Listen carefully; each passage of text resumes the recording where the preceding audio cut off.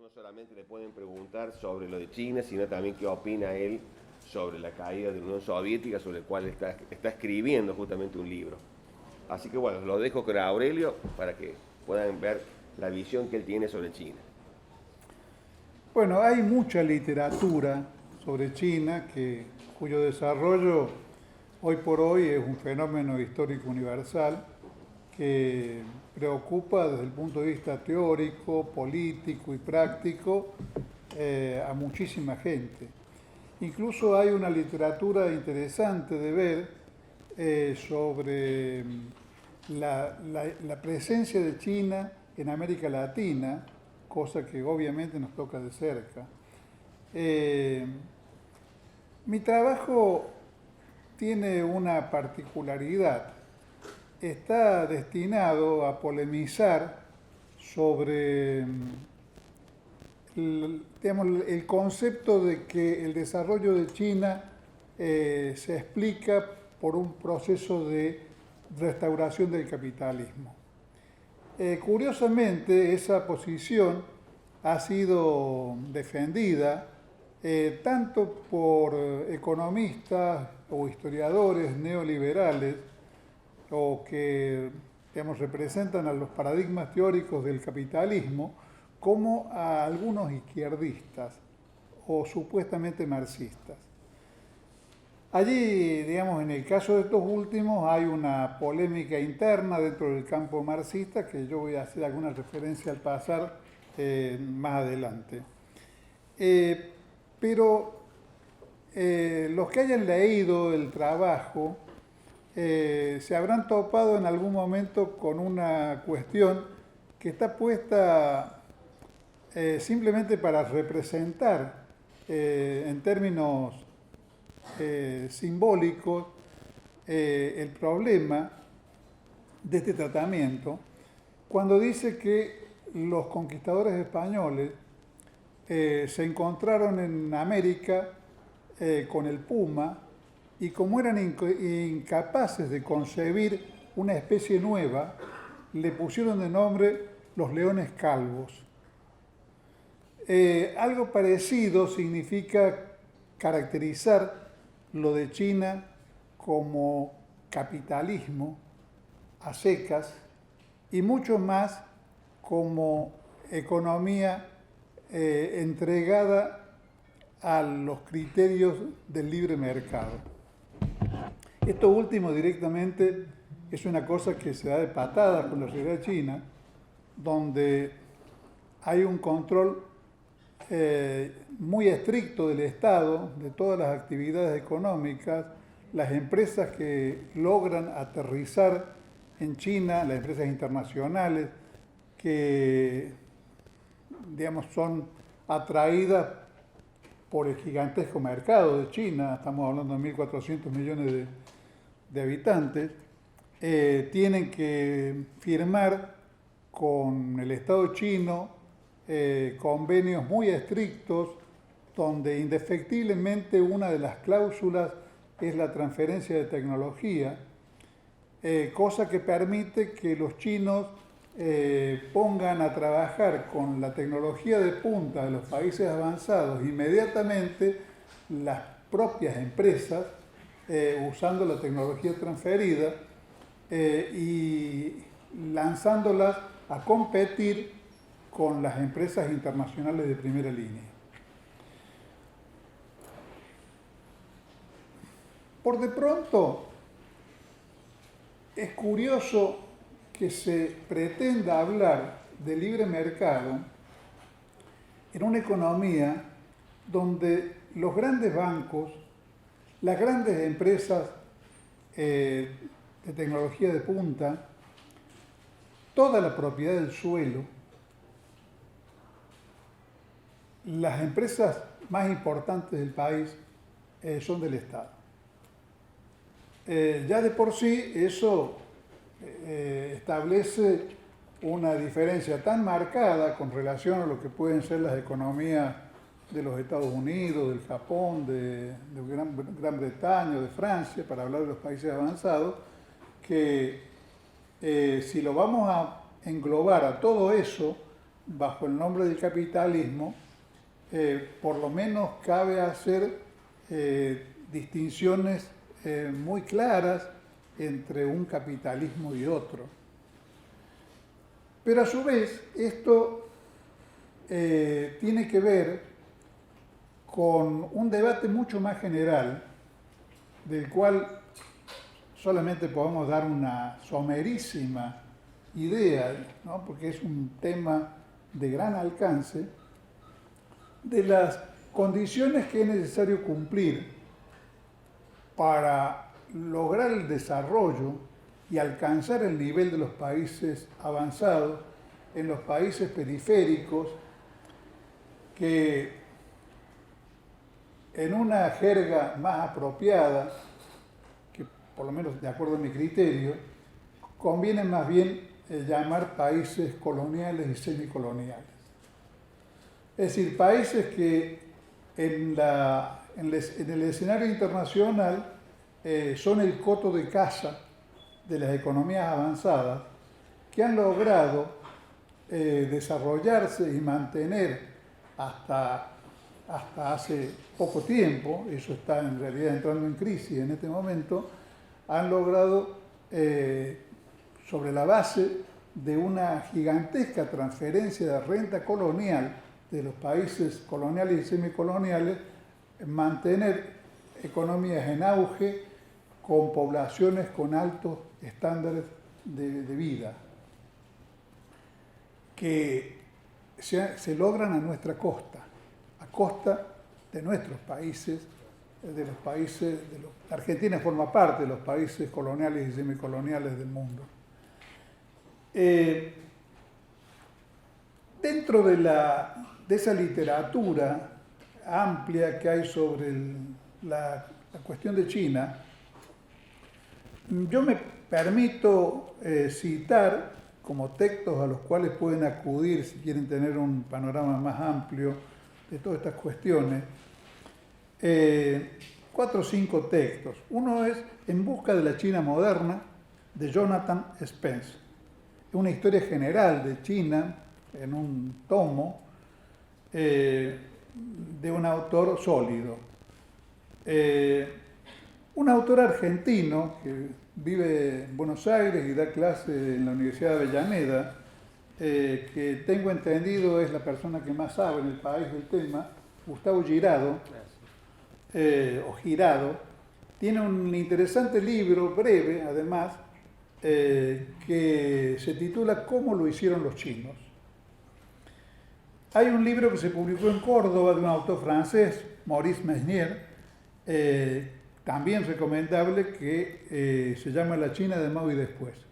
Con la tesis de Mesnier yo polemizo en mi trabajo, porque Mesnier es uno de los autores supuestamente marxistas que consideran que China ha retornado al capitalismo.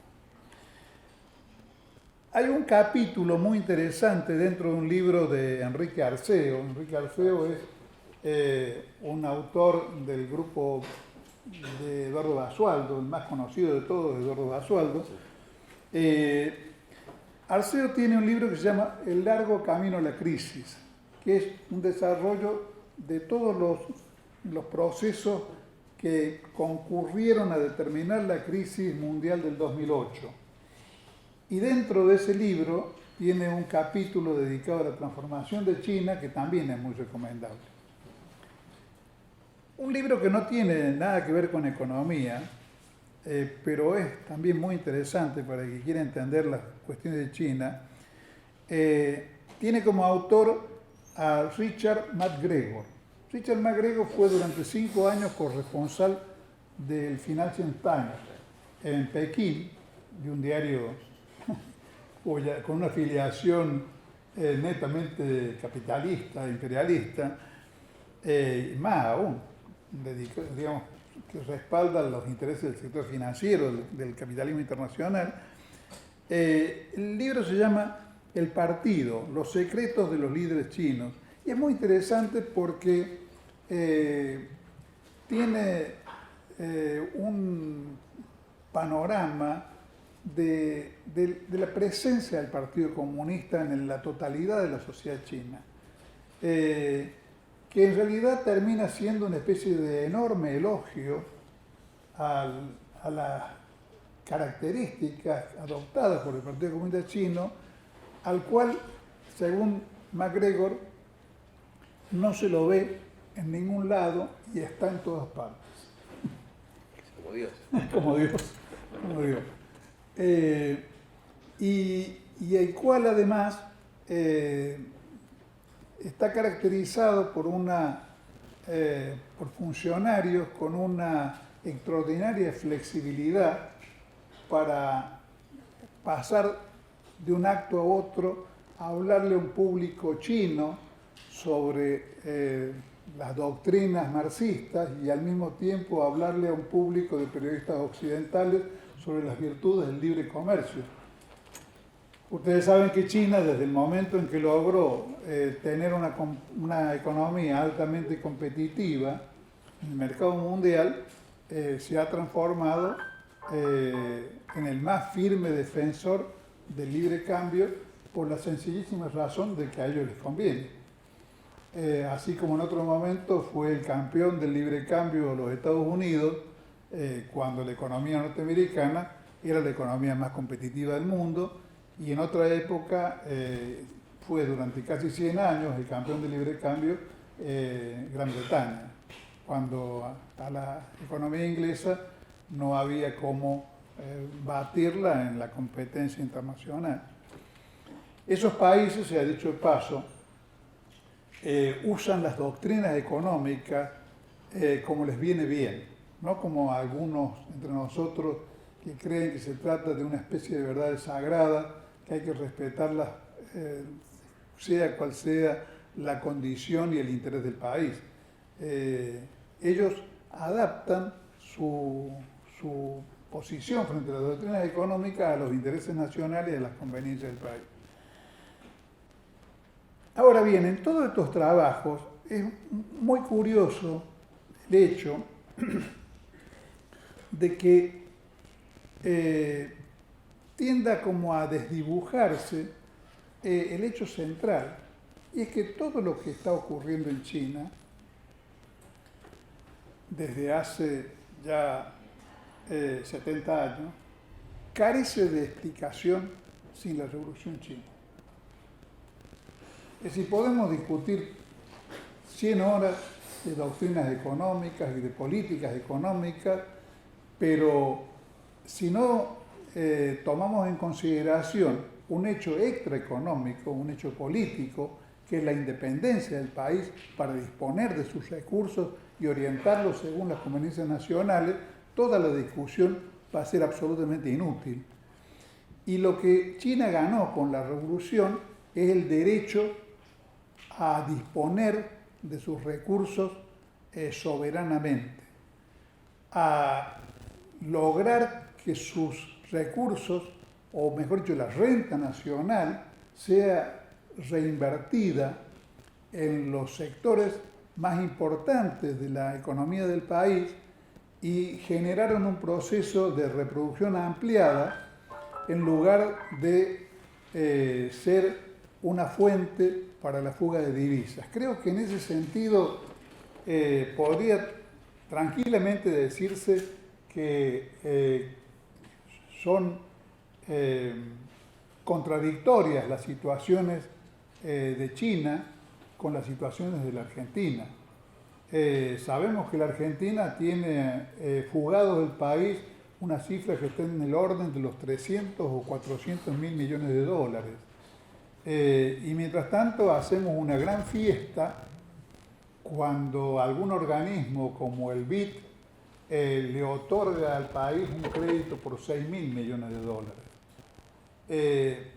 En realidad la Argentina no precisaría financiación internacional, sino disponer de su propio dinero, disponer de su propia renta, y que esa renta, en lugar de fugarse del país como fruto de la mentalidad de la élite dominante de la Argentina, pudiera ser reinvertida productivamente en el país.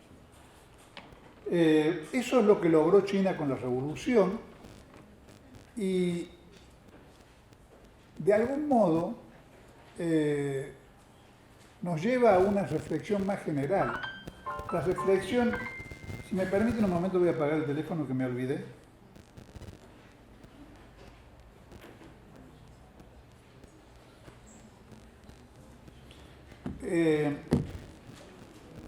Todos los países, o la mayor parte de los países que lograron alcanzar la condición de países avanzados, tienen en algún momento su historia como trasfondo histórico en el cual se basa todo el desarrollo posterior, un hecho político determinante que en la mayoría de los casos es una revolución, como la revolución inglesa del siglo XVII, como la revolución francesa del siglo XVIII, como la revolución de la independencia norteamericana y posteriormente la guerra civil norteamericana.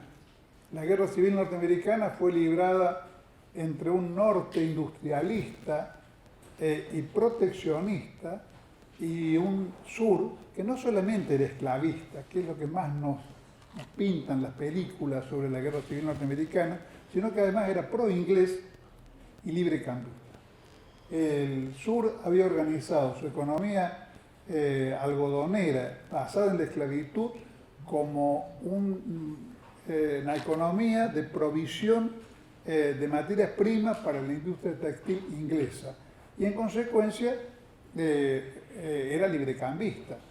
Tan es así que Inglaterra jugó abiertamente a favor del sur en la guerra civil norteamericana, que de todos modos el sur de Inglaterra la perdieron y ganó el norte industrialista. Y gracias a que ganó el norte industrialista, Estados Unidos llegó a ser lo que fue, después de aplicar durante muchas décadas una política de protección industrial, siguiendo los consejos de un economista norteamericano que se llama Hamilton, y la posición que tenían los sucesivos presidentes norteamericanos. El presidente Grant, por ejemplo, decía, vamos a ser librecambistas cuando seamos ricos, como los ingleses, por ahora somos proteccionistas. Esa era la posición en políticas económicas que constituyó la grandeza de los Estados Unidos. Entre nosotros, se ha hecho el paso, ganó el sur. En el caso argentino ganó el sur y fuimos una semicolonia del Imperio Británico. En la tesis del retorno al capitalismo, a su vez, hay una propensión, a veces explícita, a veces implícita, a su vez de negar los elementos de continuidad dentro del proceso de la Revolución China. Si la Revolución China triunfa en el 49 y el viraje en la conducción económica que imprime al país el Deng Xiaoping después de la muerte de Mao es del año 78. Son casi 30 años de proceso revolucionario,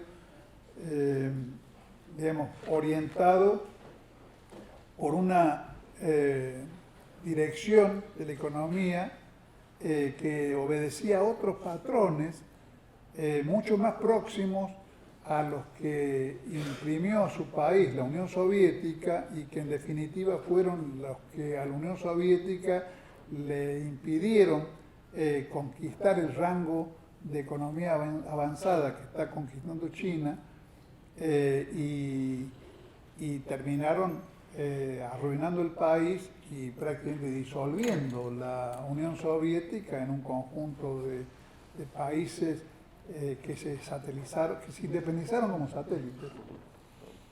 Sí, hubo una destrucción geopolítica, no solamente una ruina económica del país que se está recuperando con muchas dificultades y muchas trabas, sino además una destrucción de la unidad política que constituía la Unión Soviética, independientemente de la caída de los países de Europa Oriental que estaban bajo la égida de la Unión Soviética. Y hubo además, a consecuencia de eso, un proceso de muchos años de retrocesos en todos los índices económicos y poblacionales, al punto de que retrocedió 10 años la expectativa de vida en la población rusa. Y se agravaron más aún de lo que ya ocurría durante el sistema de la Unión Soviética, males particularmente terribles de Rusia, como el alcoholismo, que era prácticamente una especie de endemia. Pero esos casi 30 años, 29 años, que China estuvo bajo la orientación del presidente Mao, de todos modos, y que los que aplauden el retorno al capitalismo consideran como si hubiesen sido años perdidos, y esto tiene que ver con una cosa que no se puede desconocer nunca cuando hablamos de economía, y es que la economía no es una ciencia dura. La economía es un terreno en el cual se libra una gigantesca batalla ideológica y se están jugando visiones de la realidad que encarnan los intereses de clases sociales, de bloques económicos. No hay una neutralidad académica en todo lo que es la discusión económica, como tampoco tiene sentido, inclusive, llegado a cierto punto, la discusión pura de la economía, porque podemos llegar a comprender exactamente cuáles son las fórmulas necesarias para transformar a la Argentina en un país avanzado, y si no resolvemos el problema del poder, de que una fuerza que encarne esa estrategia se apodere del poder argentino, nos vamos a quedar haciendo en un café discusión económica sin que tenga eso otra trascendencia que el esclarecimiento de las ideas. Pero a eso obedece esta inclinación a ningunear, el significado de esos casi 30 años de la historia china, que sin embargo son enormemente significativos, aun cuando no tengan la espectacularidad de los resultados actuales.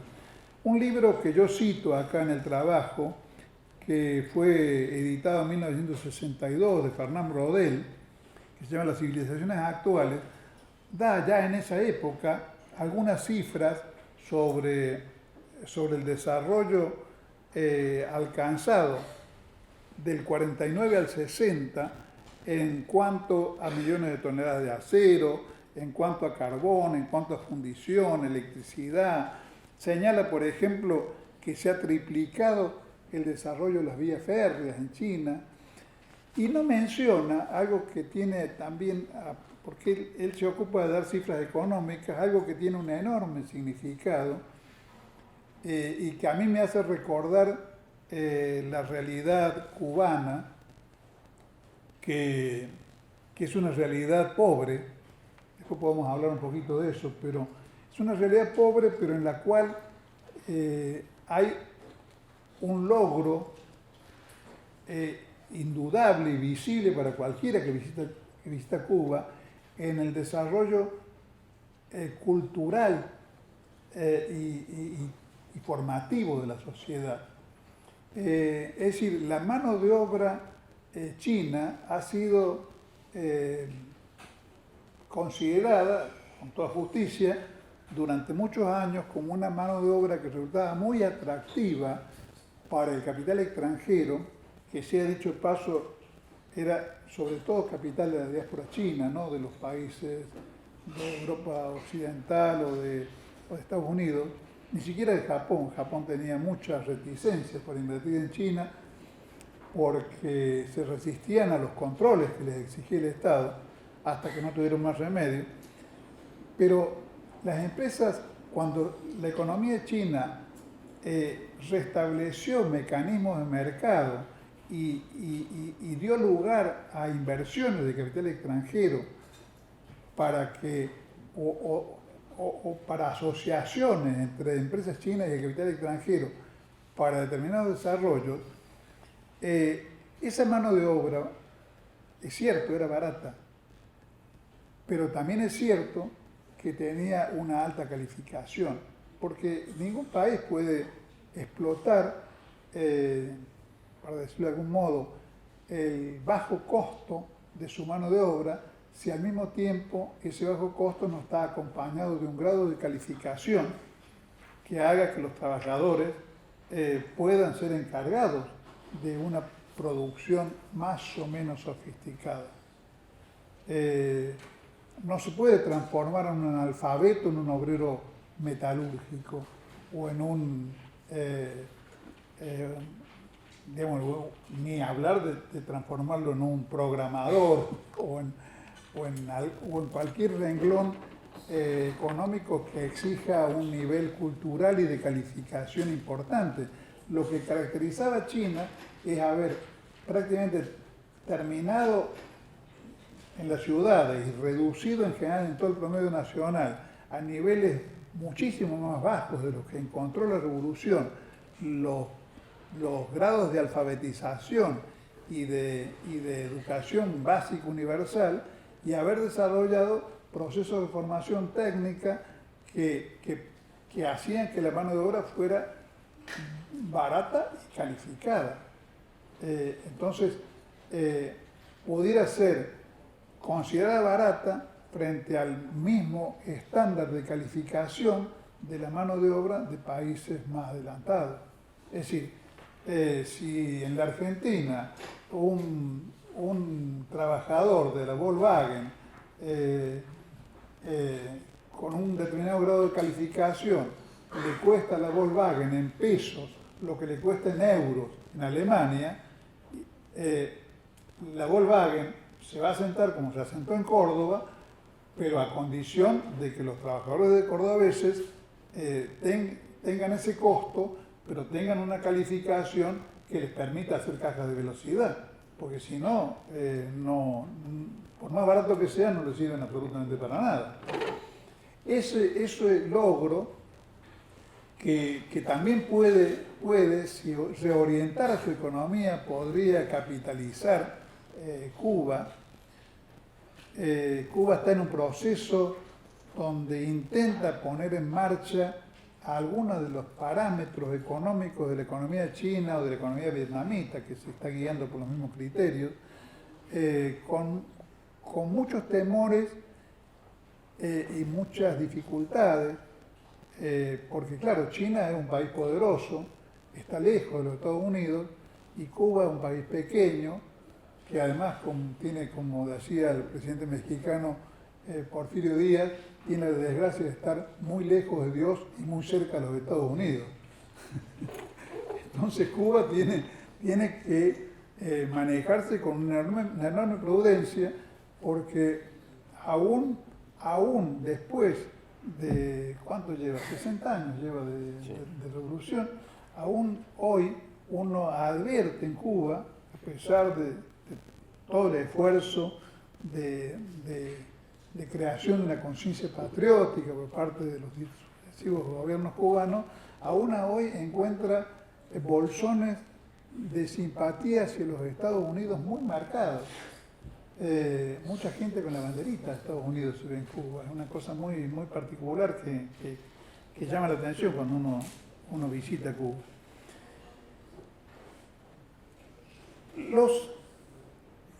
Los que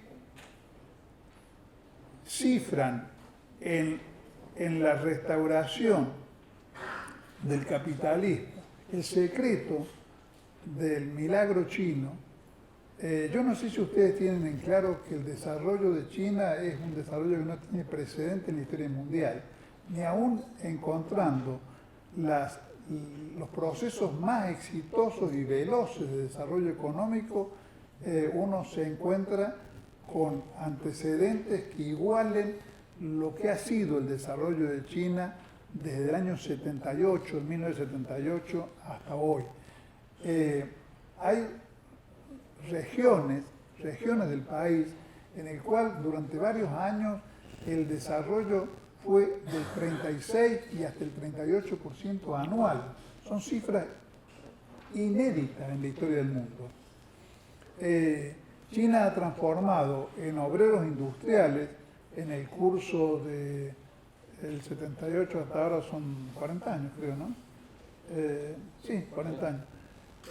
A 400 millones de chinos. Tiene todavía, tiene el Producto Bruto más grande del mundo. Tiene un Producto Bruto hoy por hoy superior al de Estados Unidos. Pero, a su vez, la productividad del trabajo está lejísimo de la productividad del trabajo norteamericano. Hasta hace 4 o 5 años estaba por debajo de la productividad del trabajo de la Argentina, porque la Argentina estaba en un rango aproximado del 12.000 dólares por trabajador y China estaba en 8.400 y Estados Unidos está en 57.000. Pero si tiene el Producto Bruto más importante del mundo es porque tiene 1.400 millones de habitantes. Y la baja productividad del trabajo obedece a que tiene los sectores de producción industrial o de tecnología de punta, tienen que compensar una bajísima productividad del trabajo de entre 400 y 600 millones de chinos que trabajan en el mundo rural con tecnologías muy primitivas. Entonces, en el campo chino la productividad del trabajo es extremadamente primitiva y tira hacia abajo las cifras mucho más altas de los sectores de mayor desarrollo. ¿Hace cuántos años fue eso? ¿Hace 4 años atrás? ¿Cómo? Vos dijiste hace unos años atrás, China tenía una productividad muy baja. Sí, más o menos 4 o 5 años atrás. La Argentina estaba en 12.000 y a grosso modo 12.400, algo así era, y China estaba en 8.200.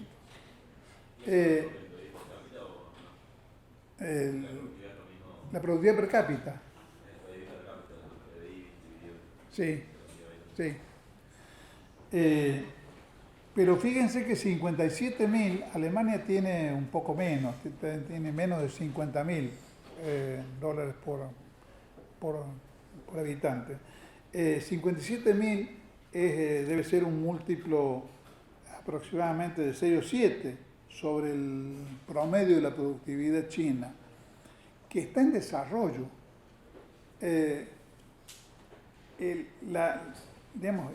caso de alcanzar la productividad norteamericana, China tendría un Producto Bruto 6 o 7 veces superior al de Estados Unidos.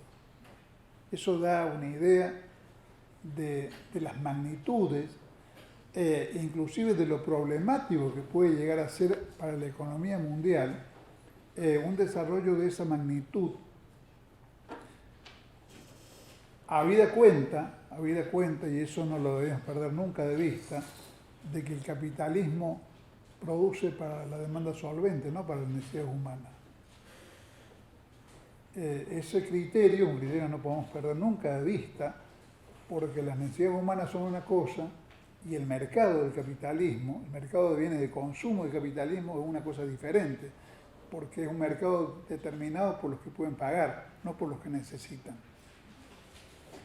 Los fenómenos de crisis en las economías centrales que se están visualizando en Europa y en los propios Estados Unidos, la deslocalización en masa de la producción industrial hacia los países periféricos y en particular hacia China, son procesos que están generando un vaciamiento en las economías centrales, acompañado de una especie de hipertrofia de las finanzas y los servicios que en algún momento pareciera que podían compensar la pérdida de producción industrial. Pero en la medida, me voy a detener un poco en una cuestión acá. Durante varios años, incluso economistas de procedencia marxista como Samir Amin especulaban con una situación estática en la cual los países avanzados cedían a China todo lo que sería la producción industrial vasta y se reservaban para sí la tecnología de punta. Entonces, supuestamente estaban construyendo un orden en el cual el reparto del trabajo iba a reservar para ellos las áreas de mayor calificación y derivar hacia China, hacia Vietnam, hacia Tailandia, quizás inclusive algo nos tocara, digamos, en ese reparto, la producción más elemental, más vasta. Bueno, ese esquema se reveló erróneo porque China no se detuvo en producir textiles, en producir productos metalúrgicos, sino que inmediatamente fue avanzando primero sobre la base de copiar, asimilando todo el conocimiento occidental y japonés, y después ya directamente incluyéndose en el campo de los que están agrandando la frontera del desarrollo tecnológico. China en este momento es el país, está compitiendo, por ejemplo, con Tesla, empresa norteamericana, en la producción de automóviles eléctricos. Está compitiendo fuertemente con las empresas líderes del mundo en inteligencia artificial y en robótica, en óptica. En Alibaba, por ejemplo, es una empresa tecnológica que compite con las empresas líderes norteamericanas. Y creo que el tomar conciencia de que ese esquema que ustedes hacen lo sencillo y nos dejan a nosotros el trabajo más calificado, el advertir que ese equilibrio era un espejismo y que China lo estaba rompiendo, fue lo que generó fenómenos como el de Trump en Estados Unidos, de decir, no, acá si no reaccionamos estamos perdidos. Tenemos que proteger el poderío norteamericano y de alguna manera frenar a China, porque si no, China nos va a desplazar del liderazgo mundial y de la producción de alta tecnología. En China todas las cifras son impresionantes. Por ejemplo, una cifra, están egresando de las universidades chinas 1 millón de ingenieros por año.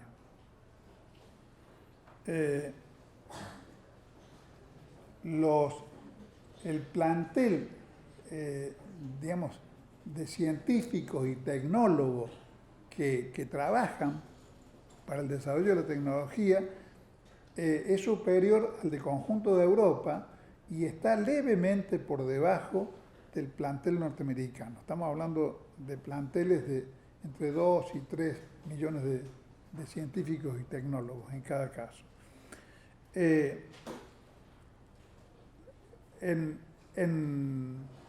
Por ejemplo, en un renglón que también es de punta, que es la automación de los vehículos de transporte, también están en un nivel de liderazgo. Pekín está introduciendo actualmente los trenes con conducción automática, sin piloto, sin chofer. Perdón, ¿las universidades allá son del Estado también? ¿Cómo? ¿Las universidades son del Estado? Las universidades son del Estado.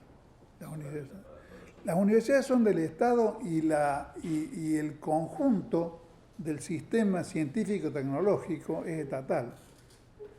Eso no quita que las empresas líderes de China, como ocurre también en el mundo occidental,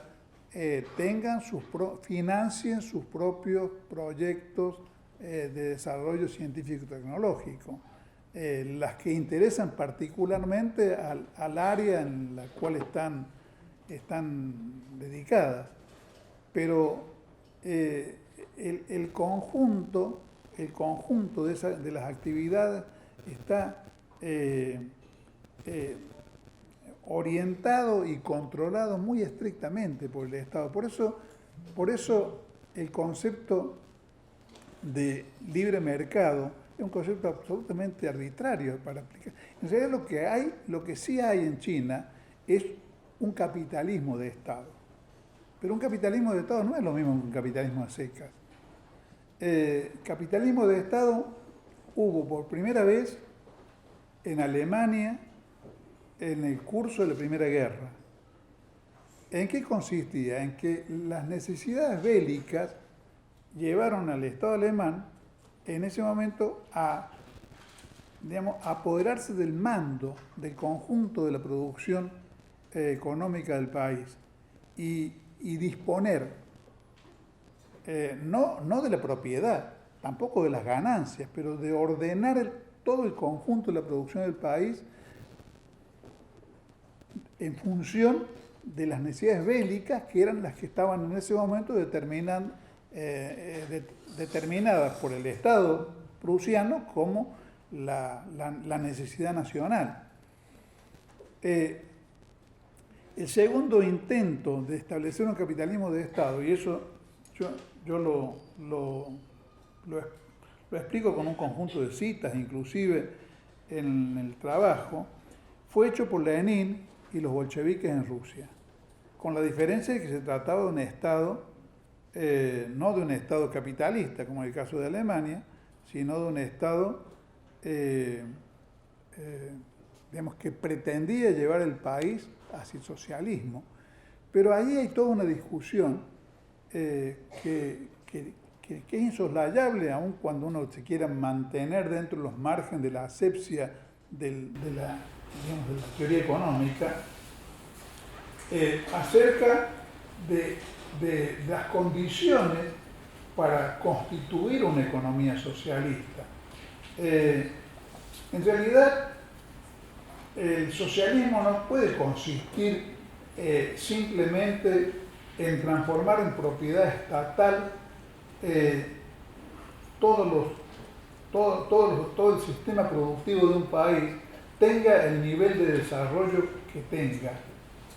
En realidad, eso estaba claramente dicho ya por Marx, en el sentido de que el proyecto del socialismo, por eso, si ustedes leen el Manifiesto Comunista, van a tener la impresión de que Marx aplaude el desarrollo que está imprimiendo a las fuerzas productivas la burguesía moderna, porque Marx parte de la base de que sin ese desarrollo, sin que ese desarrollo cree condiciones de abundancia general, es imposible establecer el socialismo. Marx dice que el derecho no puede ir nunca más allá de lo que dan las condiciones materiales de la sociedad. Es decir, el derecho, la legislación, no es una cosa que caprichosamente podamos imprimir. En el terreno de la izquierda, durante muchos años, polemizaron las tendencias anarquistas con las tendencias socialistas o marxistas. Las tendencias anarquistas creían que, digamos, por un acto de voluntad se podía suprimir el Estado. El Estado visto como elemento de ordenación y de represión por parte de las clases dominantes en la sociedad, se podía suprimir voluntariamente. Y que lo mismo podía hacerse con el mercado. Los marxistas nunca pensaron eso. Pensaron que se podía llevar adelante un proyecto colectivo por el cual el mercado y el Estado fueran extinguiéndose en la medida en que surgieran otras condiciones. Ese es un aspecto del debate. Otro aspecto del debate que también confunden izquierdistas y derechistas, en el caso de China, es la categoría de mercado con la categoría de capitalismo. Mercado y capitalismo son dos cosas distintas. En realidad el mercado ya existía en la época de los fenicios. Producción para el mercado existe desde el momento en que las economías dejan de ser autosuficientes y generan alguna forma de intercambio con comunidades que producen otra cosa. El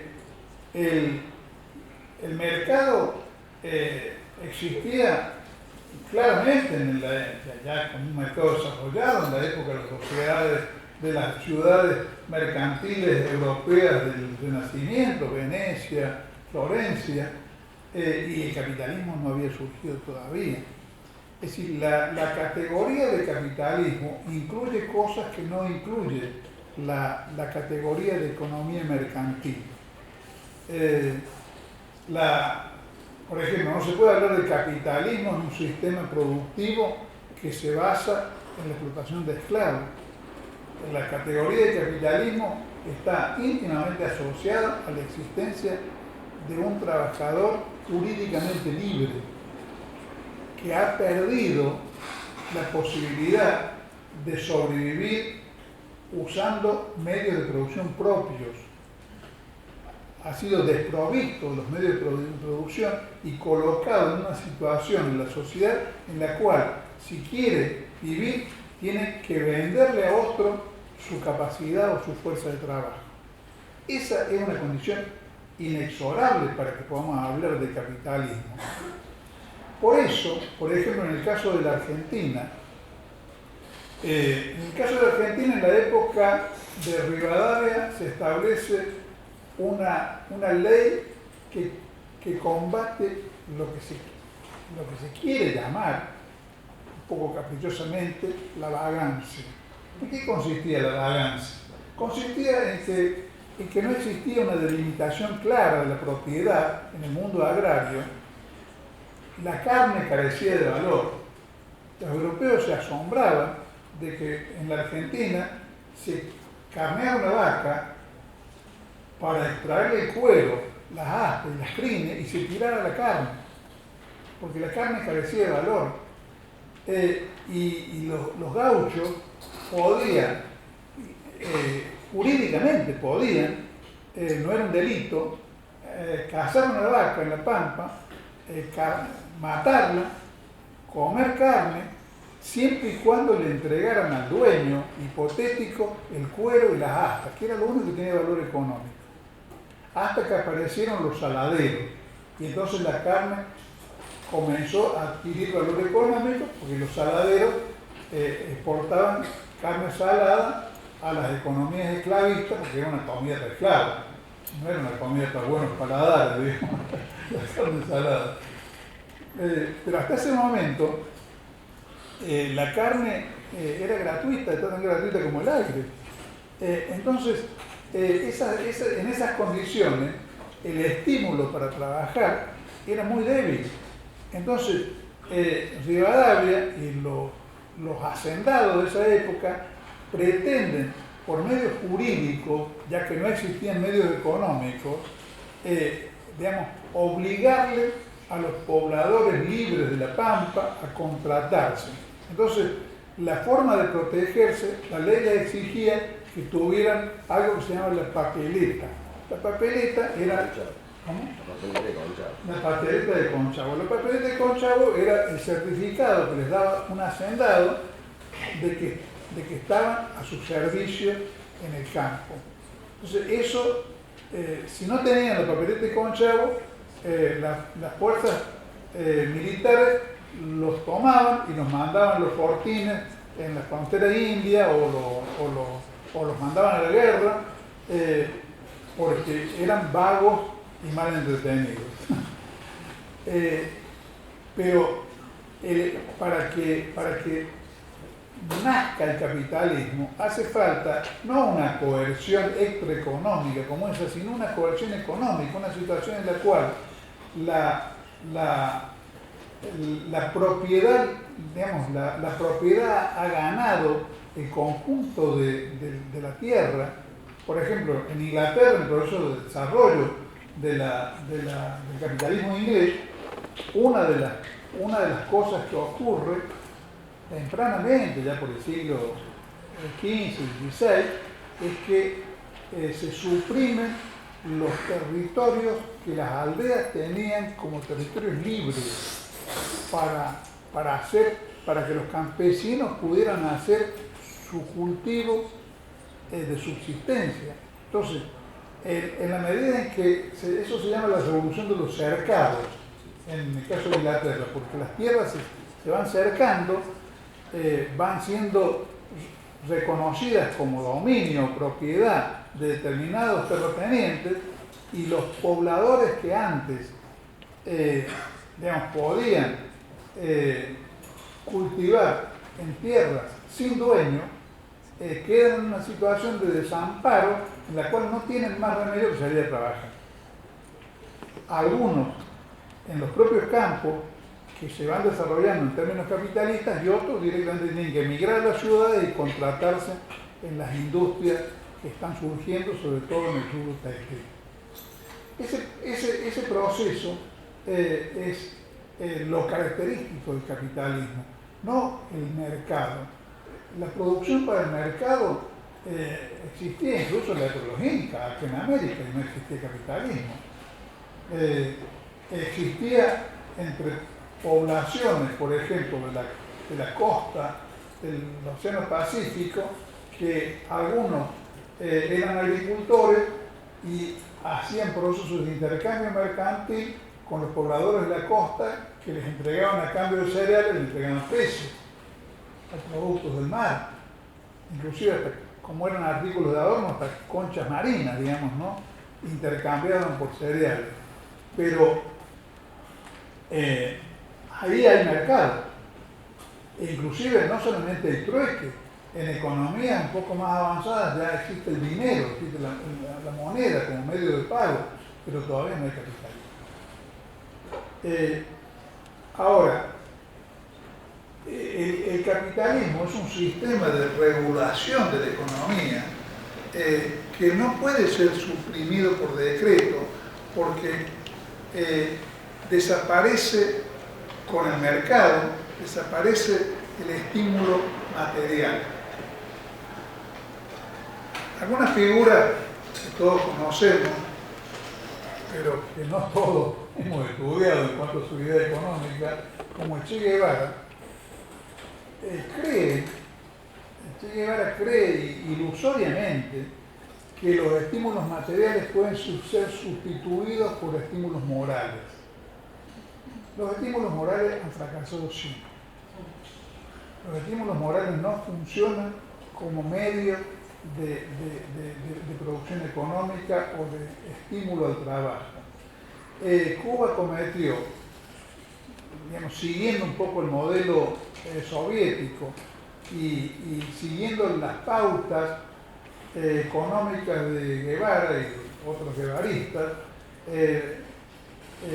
estableció en la década del 70 una estatización de varias decenas de miles de pequeñas empresas, incluidas peluquerías, restaurantes que atendidos por 3 o 4 personas, pequeñas tiendas, que lo único que generaron fue una especie de sociedad con una población masiva de empleos públicos que se aseguraban un sustento ínfimo o mínimo, ocurriera lo que ocurriese. Es decir, su salario, si bien era menguado, pero era un salario fijo, estaba asegurado sea cual sea la marcha del negocio en el cual estaban empleados. Los chinos, antes de Mao, le llamaban a ese sistema que se había establecido en la época de Mao, antes de la reforma de Deng Xiaoping, le llamaban el tazón de hierro, el tazón de arroz de hierro. Es decir, el tazón de arroz de hierro era una pauta por la cual el Estado le aseguraba a los empleados de todas las empresas una especie de básico. Fuese cual fuese el resultado económico o contable de la empresa en la cual estaban trabajando. Eso en realidad solamente puede generar estancamiento, burocratización y una bajísima productividad del trabajo, que es lo que uno observa cuando visita, por ejemplo, Cuba, una bajísima productividad del trabajo.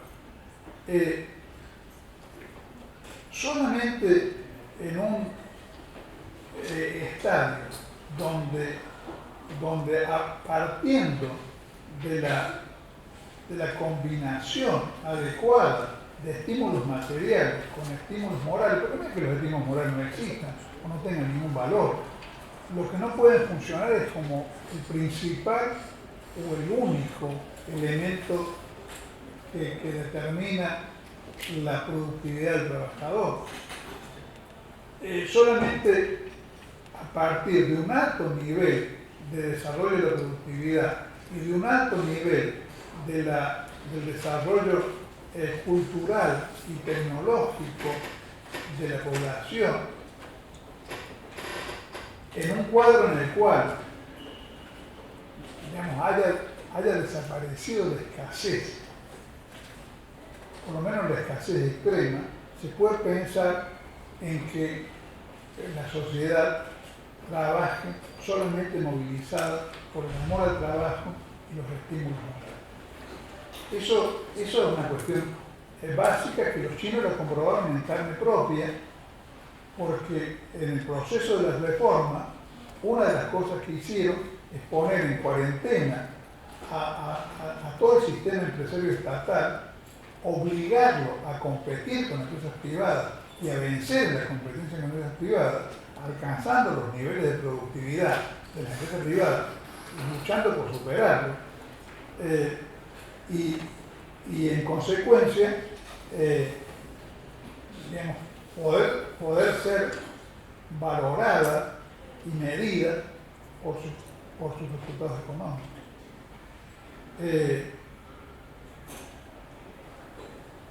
El concepto, pero eso nos lleva muy lejos, pero simplemente se lo menciono.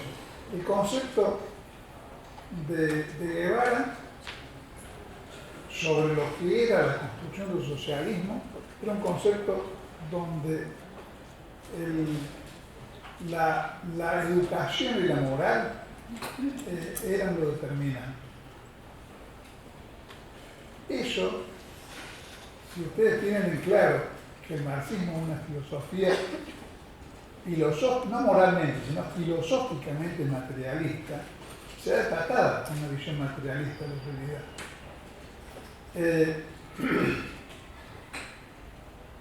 En el polo opuesto de esa visión,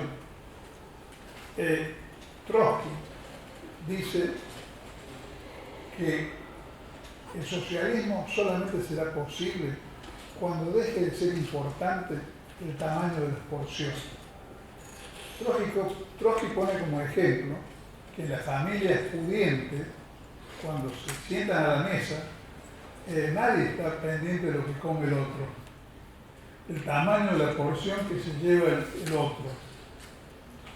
En cambio, yo, que soy del norte de Córdoba, he visto comer en un solo plato a 3 chicos pobres y tratar de sacarse ventajas unos a los otros.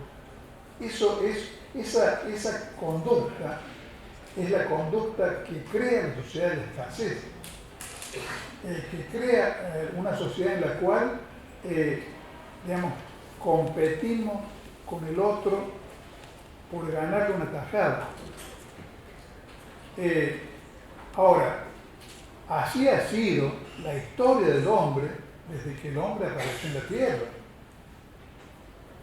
En tal caso, si hay una apuesta digamos, de construcción social diferente es sobre la base de que el desarrollo de las fuerzas productivas fabuloso que obtuvo la sociedad en los últimos 200 o 300 años puede permitir hoy día otra cosa. Por ejemplo, ya permitiría, si nos salimos de la lógica del capitalismo, eso lo explica de una manera perfecta, estrictamente económica, un español que se llama Racionero, ya podríamos tener, si vamos a la necesidad económica, una jornada laboral en no más de 3 o 4 horas. Y dedicar el resto del tiempo a la formación intelectual, a los deportes y al ocio, que no es malo.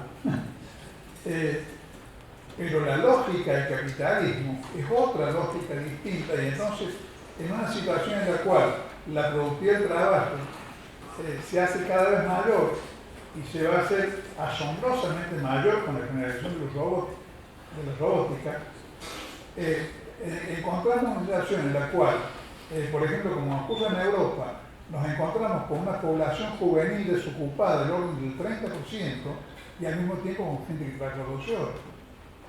Entonces, hay una profunda irracionalidad en esta situación, que es una irracionalidad que muestra la inconsistencia actual de un régimen social. Bueno, yo los dejo acá y, si acaso, hagamos un intercambio de ideas. Bueno, a ver, se animan a preguntar, que por ejemplo tenemos la suerte, bueno, acá tenemos un alumno.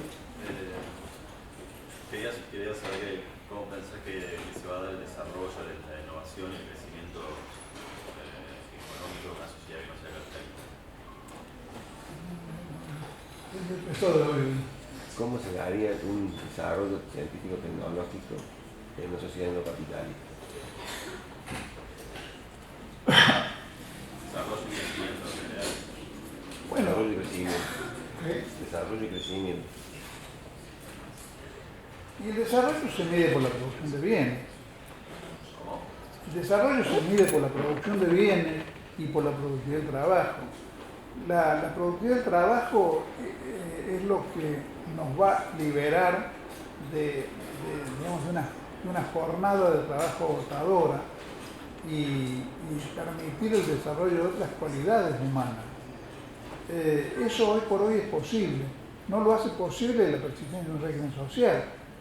Y no estoy pretendiendo, porque es otro tema, que discutamos ahora cómo se llega a eso, digamos, el derrotero político que hay que hacer para poder ingresar a esa situación, que es otro problema. Pero la base digamos, en un país avanzado, el paso inmediato es la construcción de un capitalismo de Estado sobre la base de la nacionalización de todo el régimen de producción. Terminar con la propiedad privada e ingresar a una situación en la cual la propiedad privada del medio de producción, ¿no? La propiedad privada de los bienes de consumo, de las habitaciones, de los vehículos, eso que es del uso individual. Y que la sociedad se apropie o se reapropie de los medios de producción. Porque el proceso social, si lo vemos así en un sentido histórico muy general, arranca en una situación en la cual el trabajador o el productor, como lo queramos llamar, digamos, tiene a su disposición los medios de producción. Los medios de producción están dados por la naturaleza misma y las relaciones, una relación del hombre con la naturaleza. La propiedad, eso en los orígenes, ¿no? La propiedad no existe, lo que existe es una propiedad o una posesión colectiva. Por ejemplo, en las poblaciones cazadoras y recolectoras que teníamos sobre todo en el sur argentino, porque el norte argentino estaba más próximos ya a las economías sedentarias que habían creado una producción agraria más o menos avanzada.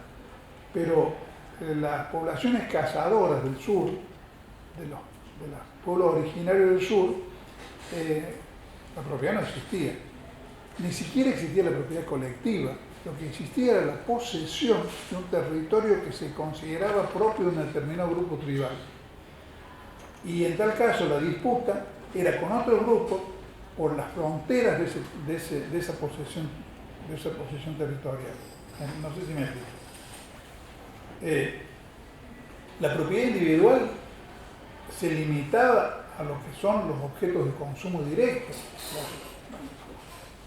la cerámica, el vestido, digamos, la habitación, pero no de los medios de producción.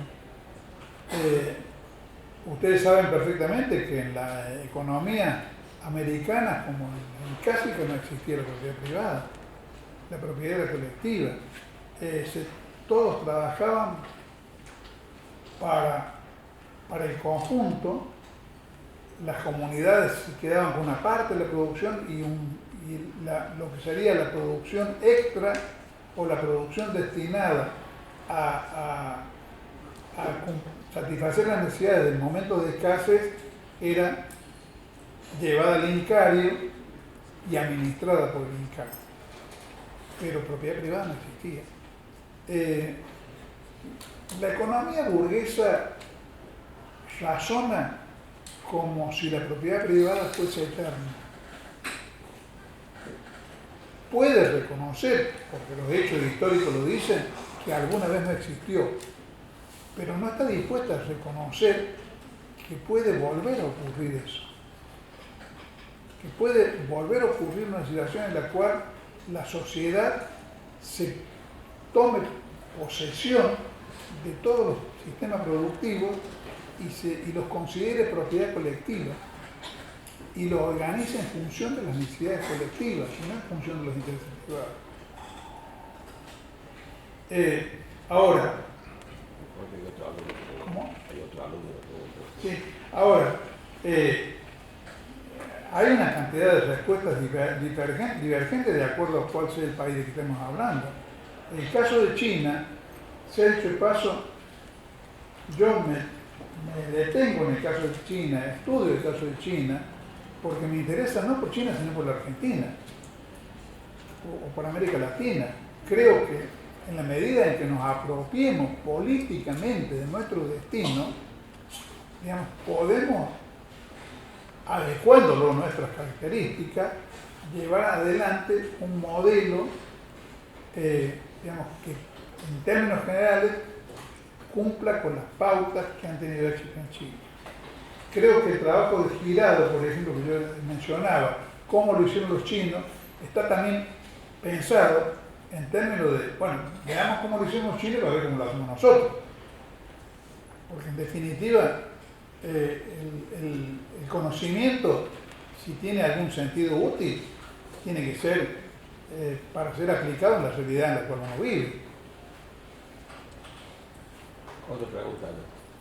¿Se puede decir sintéticamente que del 78 hasta hoy China adoptó socialismo en la parte del gobierno, pero capitalismo en lo económico? Lo que pasa es que el capitalismo de Estado no es lo mismo que el capitalismo. El capitalismo de Estado es una estructura en la cual la centralidad y todo lo que necesita ser controlado para guiar la economía está en manos del Estado. Si yo controlo los grandes bancos son todos del Estado. Si la propiedad de la tierra es del Estado, ustedes imagínense lo que sería en el caso de la Argentina, que toda la propiedad de la tierra fuera del Estado Nacional. Y que en tal caso el Estado Nacional la alquilara a gente que quiere producir y se quedara con las rentas que hoy se quedan los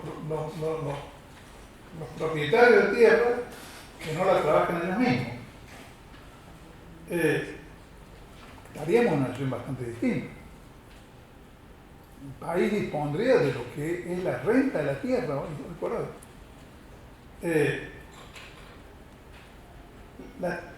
No existe propiedad privada de la tierra en China. Los bancos en poder del Estado. Las grandes empresas son todo del Estado. Comparten, por ejemplo, en el terreno de los automóviles. En el terreno de los automóviles hay 6 o 7 empresas del Estado chino. Y al mismo tiempo hay empresas globales que están, como Fiat, por ejemplo, que están instaladas en China. Tienen que competir con empresas chinas.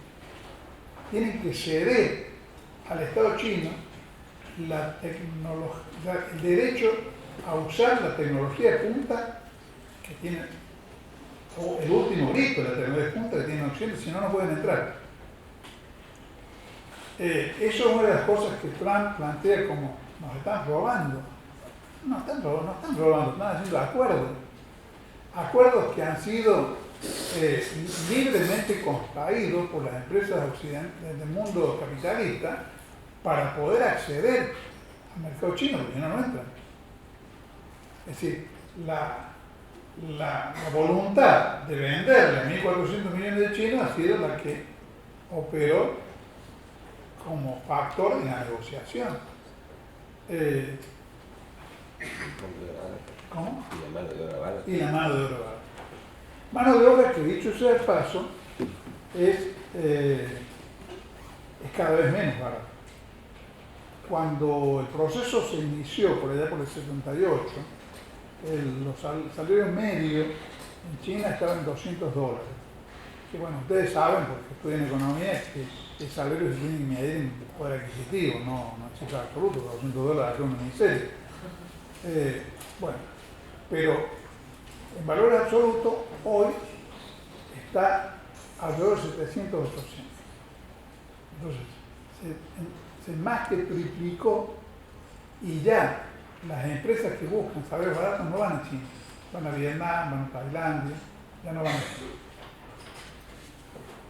¿Alguna otra preguntita? Profe, Sí.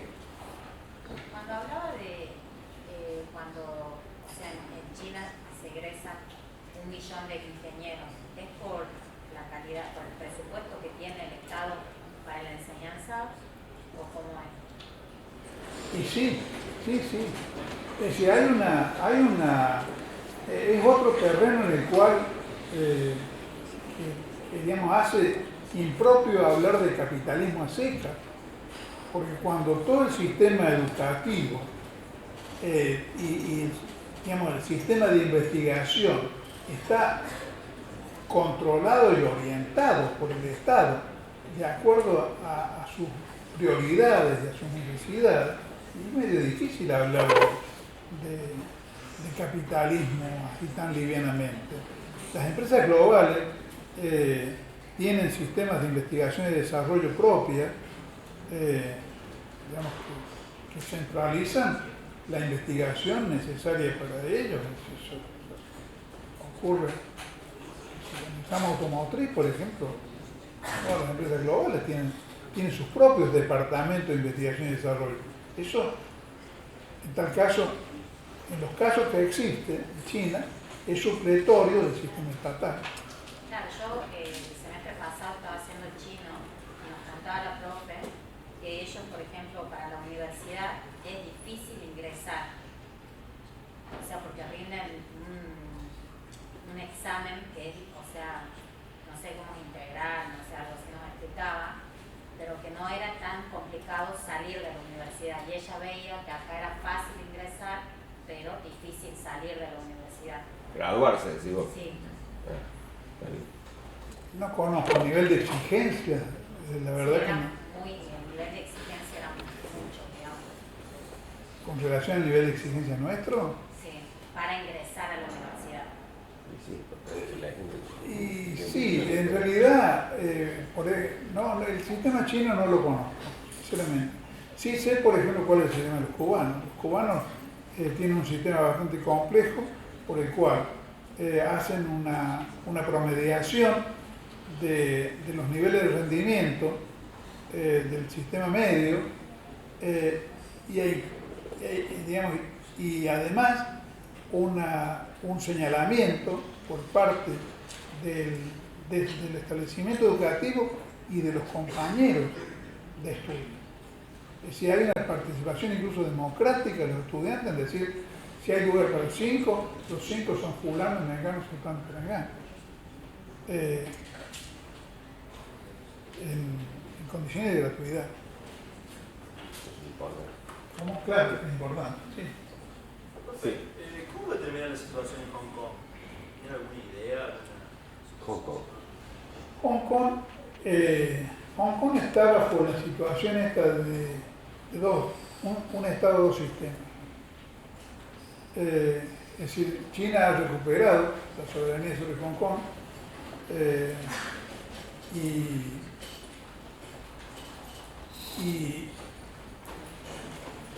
ya ha dejado que subsista en Hong Kong una especie de economía especial, con una soberanía limitada sobre Hong Kong y con un sistema político semi-autónomo. Por eso este conflicto ahora, porque Hong Kong es probablemente motorizado por los servicios de espionaje norteamericanos y las ONG que están siempre generando las revoluciones naranjas en todo el mundo, pero también probablemente porque Hong Kong tiene una situación cada vez más menguada dentro del sistema del conjunto de China, porque por causas que no están muy claras, ha quedado atrás. Es decir, el desarrollo en el continente es mucho más pujante que el que logra Hong Kong con sistemas más próximos al capitalismo. Y entonces eso ha llevado, por ejemplo, a un descenso de los niveles de ingreso de la población de Hong Kong, que es una causa de irritación muy grande de la población de la isla. No sé si eso... Sí, pero era más para el futuro. ¿Qué va a pasar? Y eso depende de las relaciones de fuerza.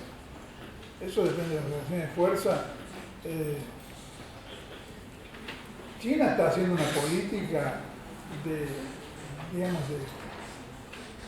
combina la presión política con la seducción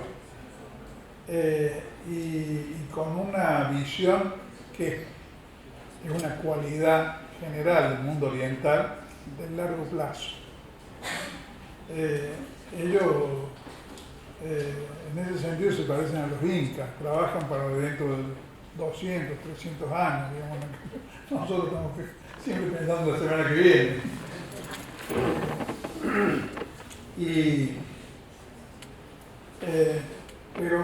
Pero sobre todo depende de las relaciones geopolíticas de fuerzas mundiales, porque en este momento Estados Unidos sigue siendo la superpotencia militar por lejos más poderosa del mundo.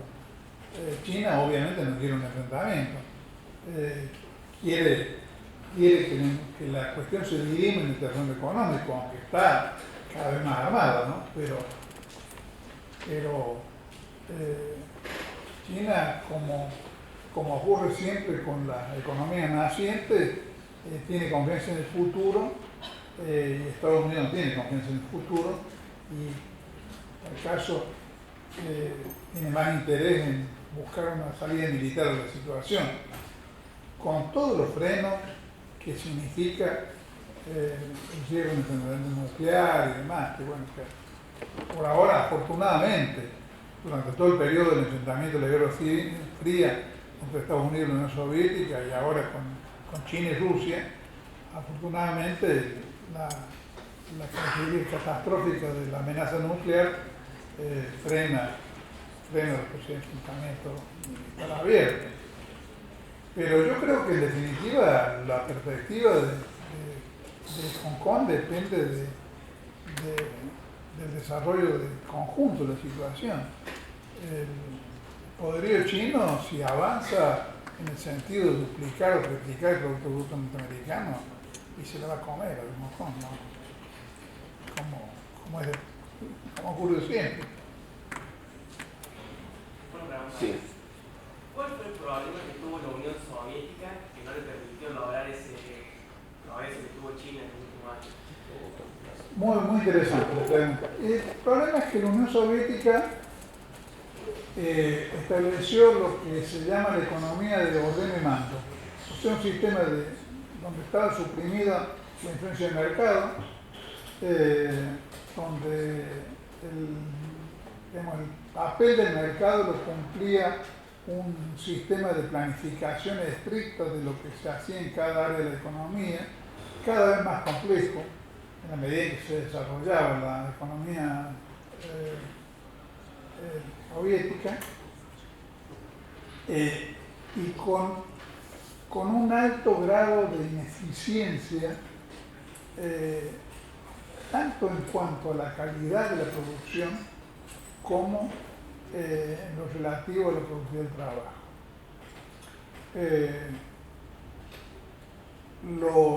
Los chinos podrían haber seguido el mismo curso que la Unión Soviética si no hubieran corregido la situación en el 78. O sea, 10 y 12 años después de la caída de la desintegración de la Unión Soviética.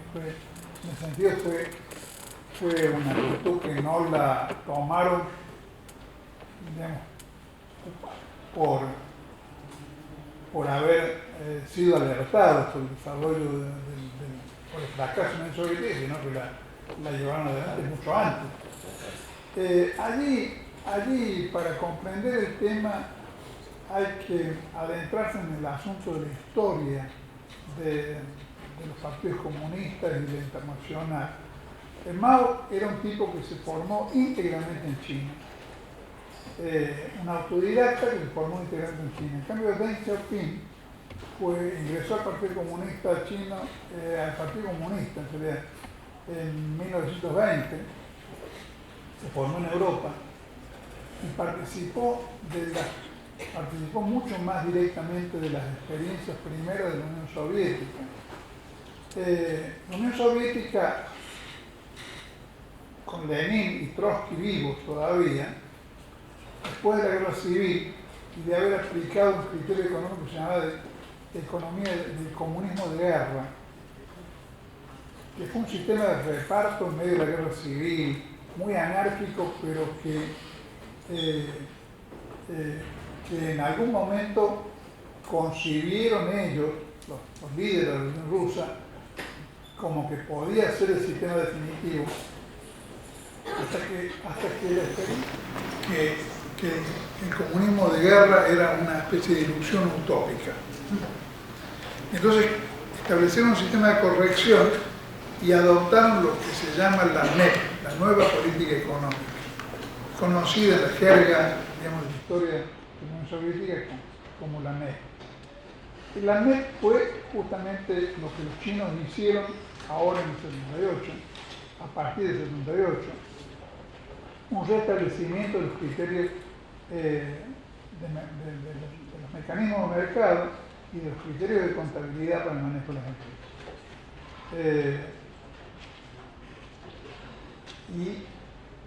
Y una pérdida consciente de los criterios igualitaristas que tenía la economía del comunismo de guerra y que tenía en algún grado, ¿no?, la economía china de la época de Mao, que era una especie de igualitarismo como ideal social, igualitarismo de los ingresos, con una desigualdad que es inexorable en condiciones a favor de los humanos.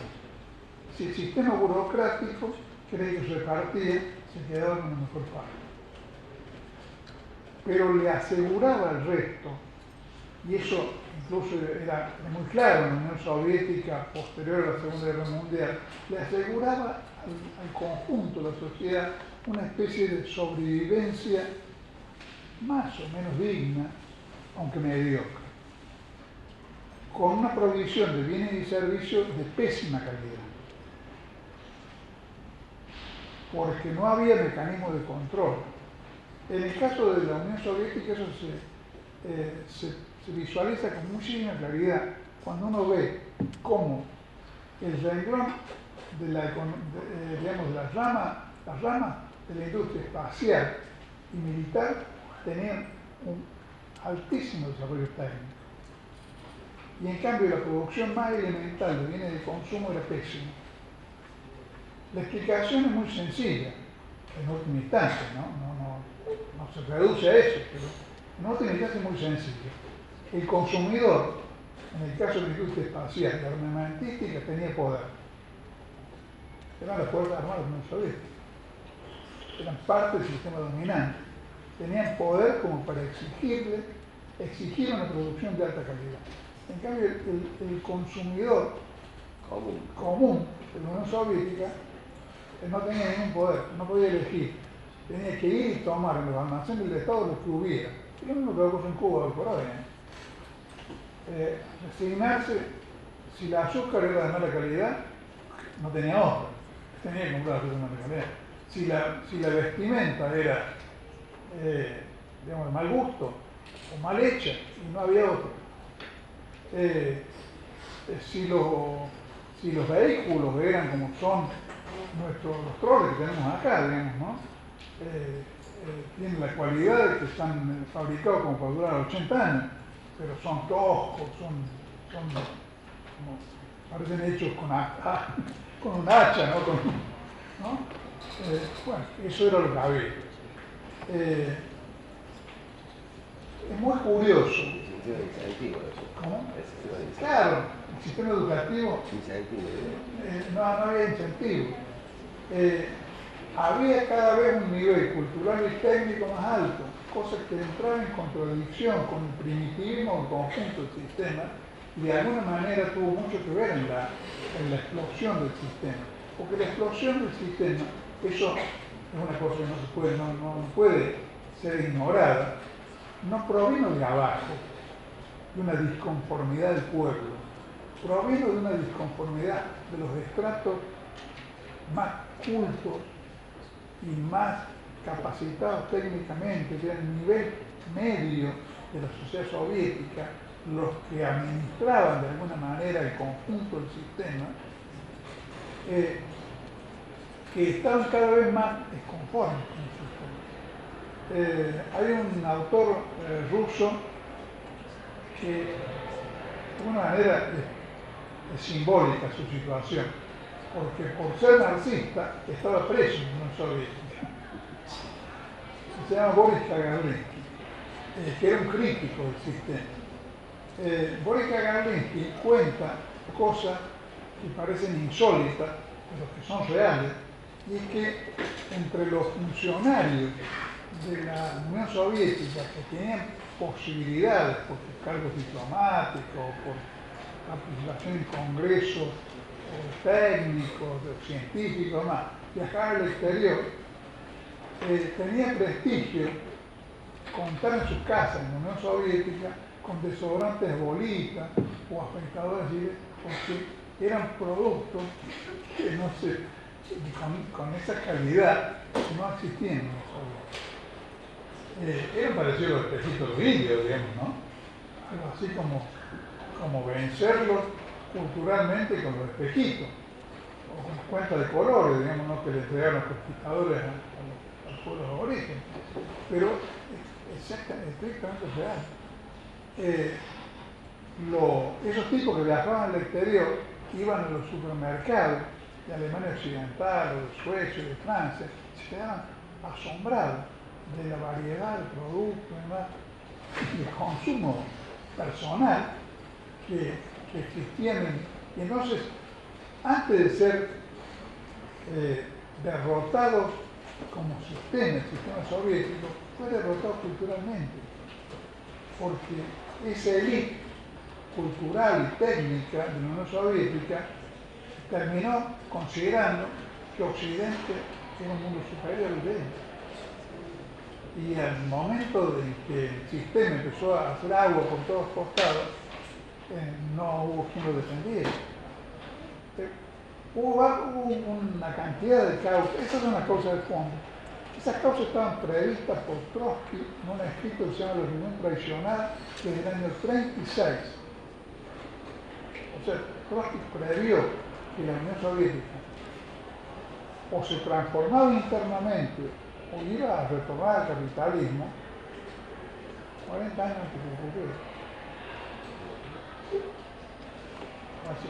Y en ese mismo libro, Trotsky señala que el sistema que han adoptado, el sistema burocrático de planificación, va a impedir el logro de la calidad.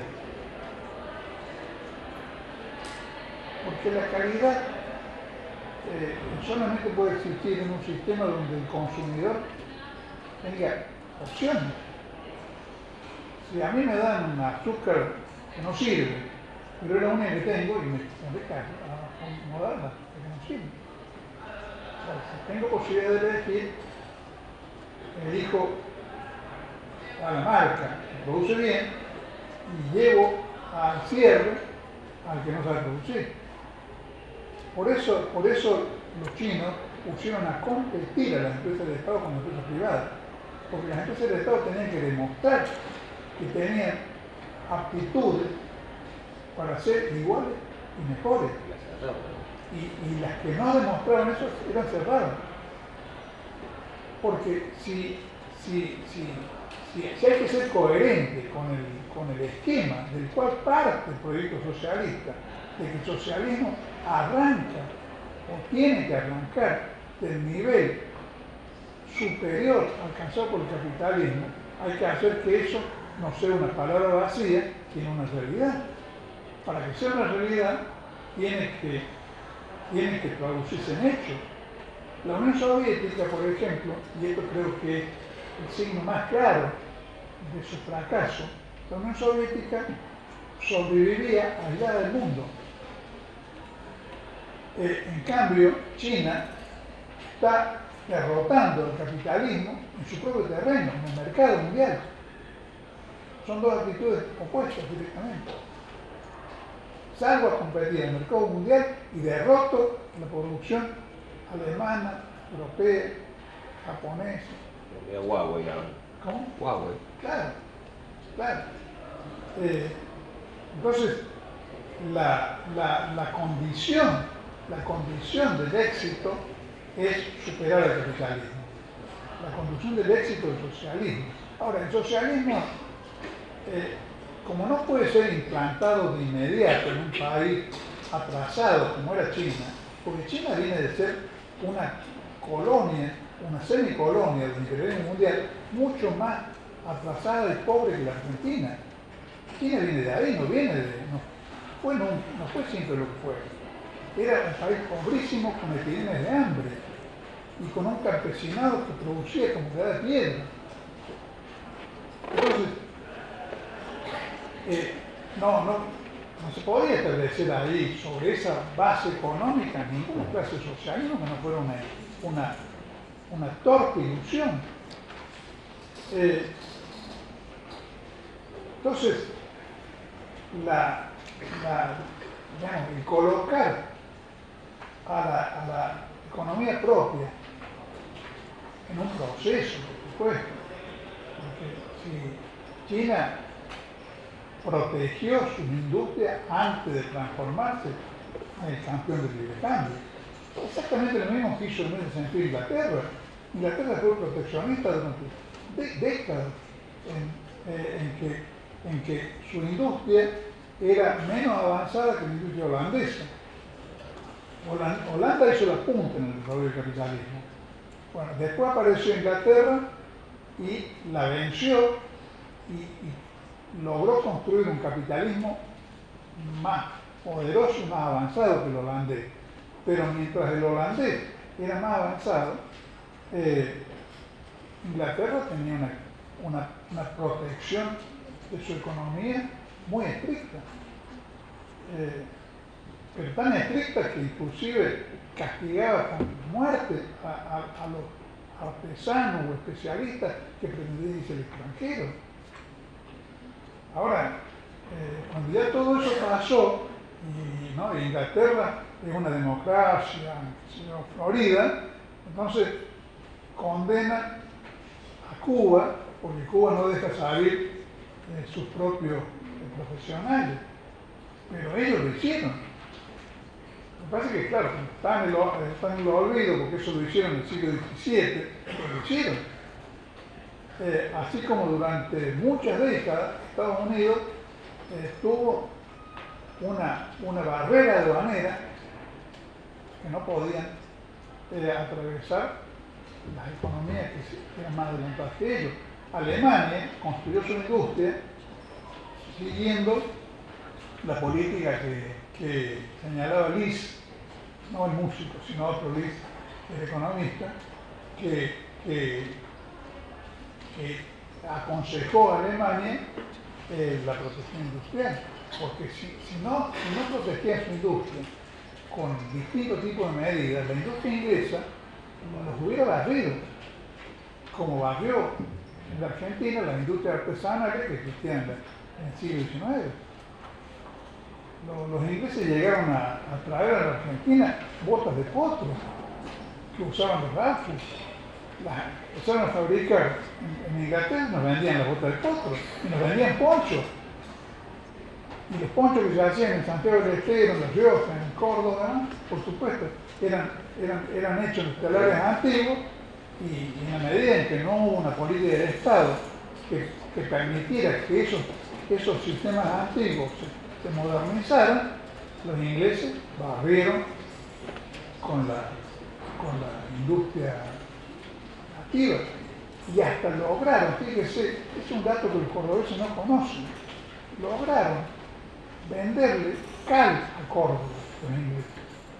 A Córdoba, una productora de muy buenas cales, lograron desacreditar la producción de cal cordobesa y venderle cal. Hicieron un gran despelote cuando Harry Selman y Vialel Macé y Casafú usaron cales cordobesas para construir el primer dique de San Roque.